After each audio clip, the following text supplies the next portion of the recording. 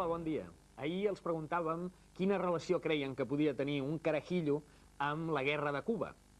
El carajillo és una combinació de cafè amb licor, normalment rom, que ha causat molta polèmica sempre a l'hora de discutir-ne l'origen.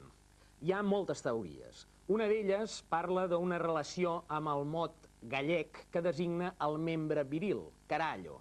Per tant, un carallo, segons aquesta versió, un carajillo seria un carallo petit i, d'alguna manera, això entronca amb el costum d'anomenar la combinació de cafè amb conyac amb el nom de cigaló.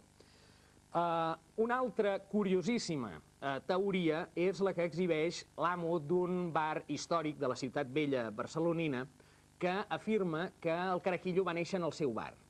Ell diu que durant les obres de l'exposició universal, els obrers, que eren majoritàriament d'origen murcià i que s'havien integrat prou en la societat catalana com per parlar català amb normalitat, anaven allà a menjar, a fer l'àpat, i com que tenien una certa restricció horària, havien de marxar ràpidament i per això li demanaven el cafè i la copa junts perquè ara guillo, diuen. Això, que pot ser tan fantasiós i fantàstic com el sembli, és pràcticament impossible des d'un punt de vista rigorós de la història de la llengua, perquè l'evolució de guillo a hillo normalment és precisament la inversa. De totes les teories que hi ha sobre l'origen d'aquest mot, la més plausible, que no vol dir pas que estigui ja documentada, és la que parla d'un origen cubà, i aquí ve la relació del carajillo amb la guerra de Cuba.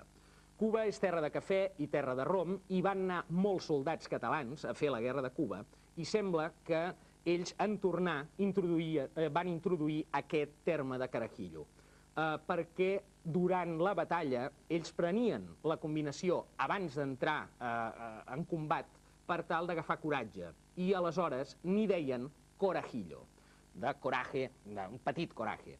Aquesta evolució de corajillo a carajillo ja és més plausible des d'un punt de vista rigorós de història de la llengua. Hi ha una frase capicua, semblant a la típica castellana aquella que diu «Dávale arroz a la zorra el abat», que parla, en català, de la nissaga d'un tal Senén. Aquest patriarca dels palíndroms catalans trenca els esquemes demogràfics habituals, perquè és pare d'una família molt nombrosa.